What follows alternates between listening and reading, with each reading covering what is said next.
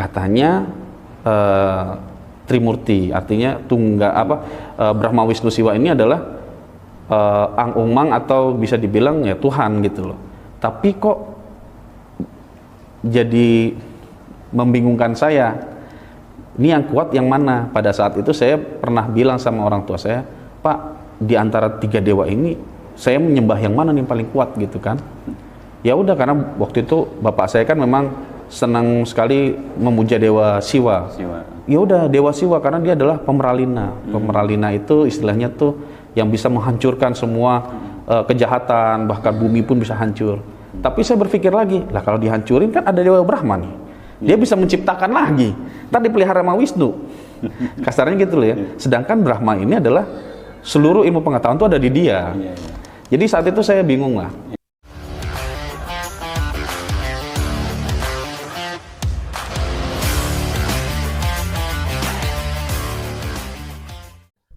Halo, selamat pagi dan jumpa lagi dengan Pak Gid. Demikianlah pernyataan dari seorang mu'alaf dari agama Hindu, ya dulunya mantan Hindu yang sudah berpindah ke Islam.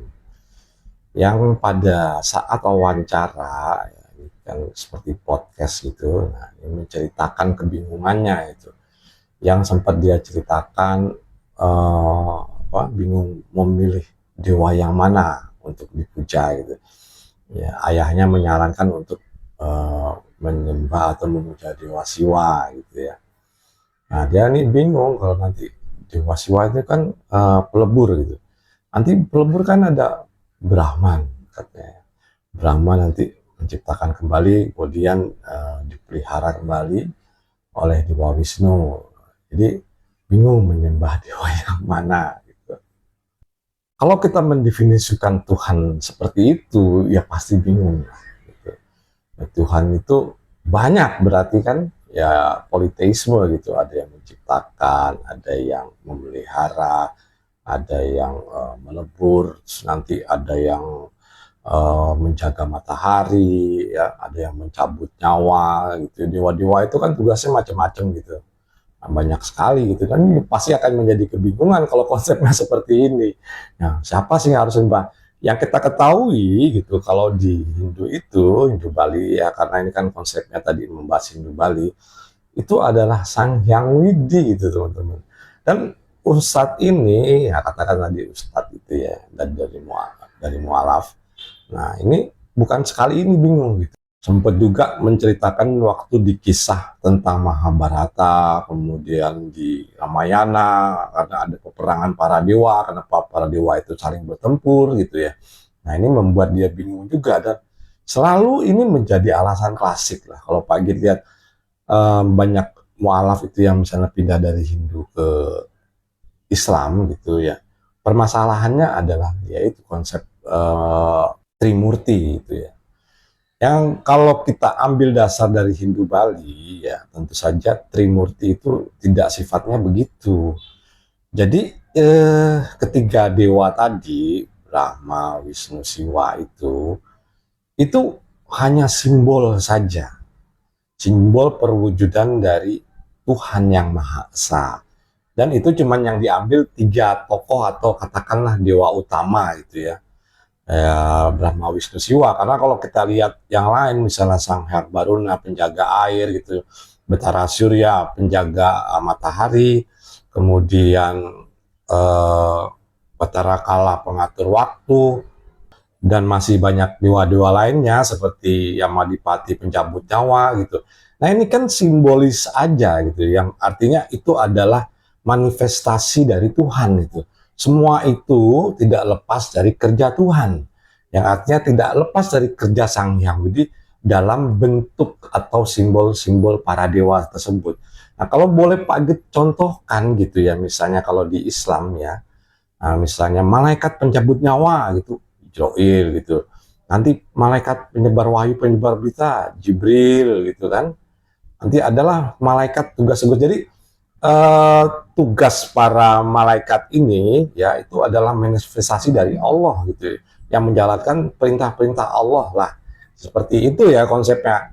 Jadi dewa-dewa ini juga lebih arahnya ke sana gitu, bukan bentuk aslinya itu yang seperti digambarkan, yang kepalanya 4 gitu, tangannya 4 lah gitu. Kalau Krishna itu badannya biru gitu ya, bukan seperti itu hanya simbol aja gitu. Istilahnya apa ya? Kode ya, simbol ya.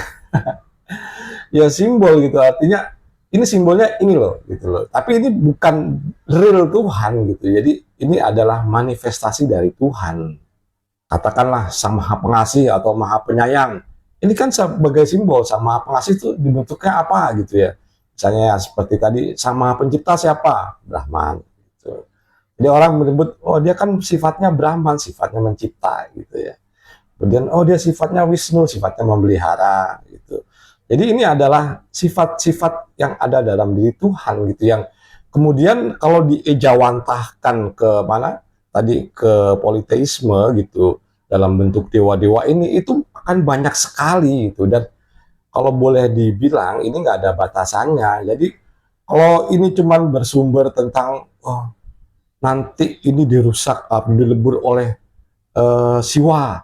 Nah, terus nanti di apa namanya bangkun kembali oleh Brahma gitu ya.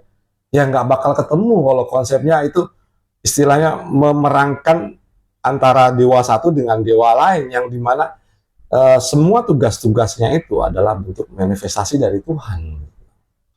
Kalau misalnya terjadi kebingungan ya, pagi terasa kan banyak ya pemuka-pemuka agama di Bali itu bisa bertanya gitu.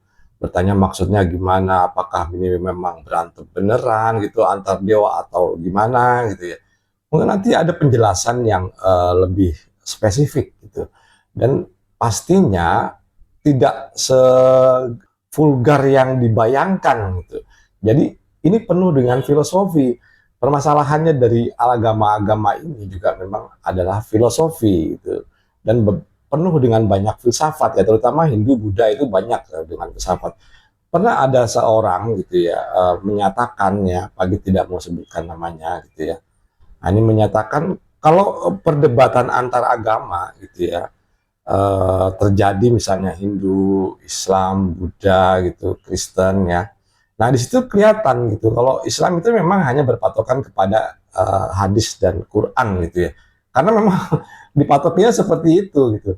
Nah, beda dengan Hindu, Buddha ini, agama-agama tua ini tentunya banyak filosofinya. Apalagi negara agama dari nenek moyang kita dulu yang asli ya, seperti Kapitayan, Sunda Wiwitan itu. Nah, ini kaya dengan filsafat gitu. Karena kalau mempelajarinya nggak pakai filsafat, misalnya Tan Keno Kinoyo Opo gitu ya, tidak bisa didefinisikan gitu, ini kan akan bingung gitu. Ini penuh dengan filsafat gitu. Kalau sampai kita, ini maksudnya begini, Tan Keno Kinoyo itu tidak dapat didefinisikan. Kalau sampai Tuhan itu dapat didefinisikannya dengan jelas dan gamblang, itu justru bukan Tuhan.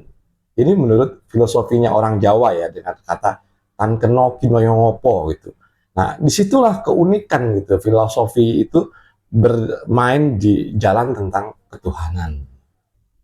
Baik teman-teman, kita ambil kesimpulan saja. Jadi yang pertama-tama memang kasus yang seperti ini tentang kebingungan di konsep Trimurti itu bukan hal yang pertama kali. Dan ini menurut Pak Agit dari zaman dulu gitu. Masalahnya adalah masalah klasik yang mereka bingung gitu ya.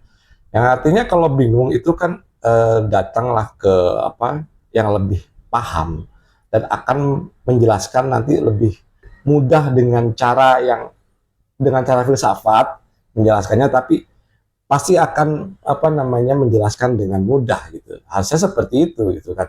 Tapi ya kalau soal mau pindah agama, kalau udah dijelaskan apa mau pindah agama ya sudah terserah gitu kan. Itu kan urusan orang masing-masing gitu loh.